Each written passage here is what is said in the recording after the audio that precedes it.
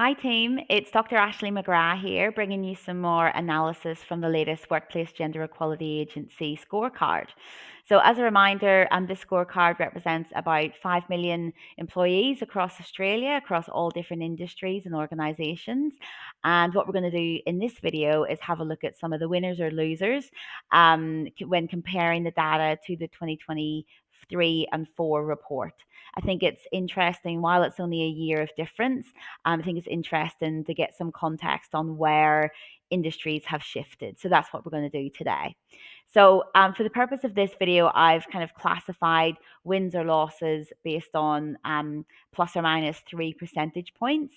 While it doesn't seem like a lot, considering this is a comparison year on year, I think that any industry which can move, especially from a positive perspective, 3 percentage points is worth noting. So let's dig into it. Now, just so you know, I have set up the spreadsheet to be filtered by the overall representation of women by industry. So some of the most feminized industries at the top to some of the most masculinized at the bottom there.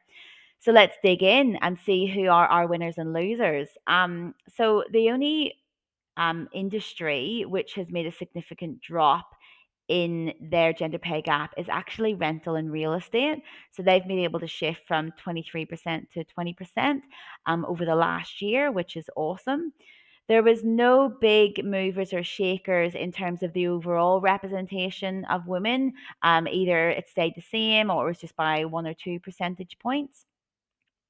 In terms of the percentage of women in manager roles, there's been a couple of improvements. So the accommodation and food services industry have increased by 3% up to nearly gender balance. And the transport, postal and warehousing industry have also taken a bit of a jump there. So that's positive. In terms of the percentage of women working full time, now this is a bit of an interesting one because we don't have the context as to whether, women in this industry want to work part time or full time or what's going on there. But I just thought it was interesting to note anyway. So the information and media industry have improved the percentage of women working full time. It's interesting to look at because obviously when women are working more full time, their salaries, their superannuation, their access to overtime, bonuses, etc., can tend to increase. One which has had a dip is the wholesale industry. So they've had fewer women working in full time roles, and that's all to report there. One of the next ones is pretty important and one there was quite a bit of movement in, and that's the industries which have and the percentage of the part-time roles which are taken by men. So let's have a look. So in the retail industry, they've actually gone down quite a bit from almost gender balance in part-time roles to men in less than 40% now. There were some positives. So in the admin and support industry, they've had a lot more men working part time, quite a big jump, 16%. Also a boost for rental and real estate, and in the agriculture and forestry industry, a 4% increase there. Public admin and safety went down. Transport, postal, and warehousing. This is one of the biggest jumps actually overall in this data set. And they went from being gender balance in part time roles to mainly men, which is quite interesting. And another big jump, and good news for our friends in construction, are you've gone from only 18% of part time roles being held by men to 26, which is really awesome to see. Moving on now to the percentage of promotions which were women for this year between last year. Again, some positive news. So, retail, financial insurance, and arts and recreation have all improved. And they've all gone to a more kind of, especially the last two, a more gender balanced position, which is great. Then there have been some slips backwards for the percentage of women being promoted as well. So professional and tech have gone down, rental and real estate by quite a bit. Huge reduction in the percentage of women being promoted in the agricultural, forestry, and fishing industry. That's a bit of a tongue twister. Also, a slight drop in public admin and an 8% drop in the utilities. Transport, postal, and warehousing has improved, so slightly more levels of promotion for women, and quite a significant drop in construction, which is disappointing because they've been on a bit of a roll. Moving on now to the percentage of resignations, which are women, and the difference in those. So I like to look at this because a lot of industries are talking to me about struggling with the retention of women. So let's see the winners and losers here. So retail are losing a slightly higher proportion of women than last year. Same for admin and support. A slight decrease in rental and real estate, which is positive.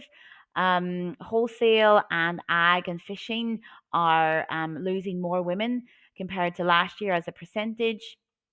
And a couple of good news to finish up this category: our friends in utilities are retaining a higher percentage of women, as are our friends in construction. So that's great to see.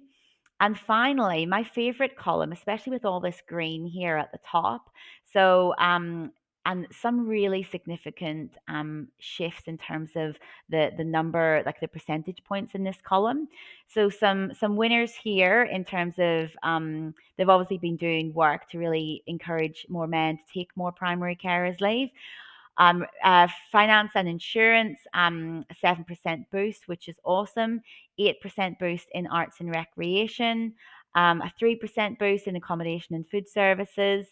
A 5% boost to professional science and technical roles. Unfortunately, information and media have gone backwards with 8% less of men taking primary carers leave.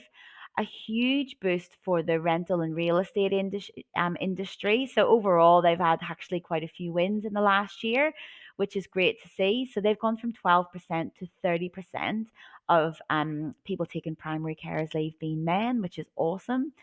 A significant drop in public admin and safety. So they've gone from 44% to 23%. So what's going on there? A 9% boost for our utilities industry, an 8% boost for manufacturing, which is great because they're masculinized industries. A bit of a drop for transport, postal, and warehousing.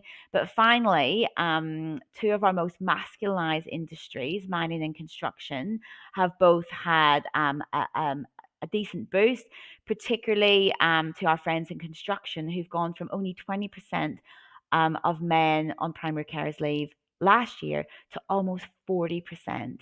So, some good news to round things off. Please do spread the word, mainly of the good news, of course. And if you'd like to have a dig into this data set yourself, I'm very happy to share it. So just drop me a DM and I'm happy to send that across to you. Stay tuned for some more gender equity insights and analysis. Bye for now.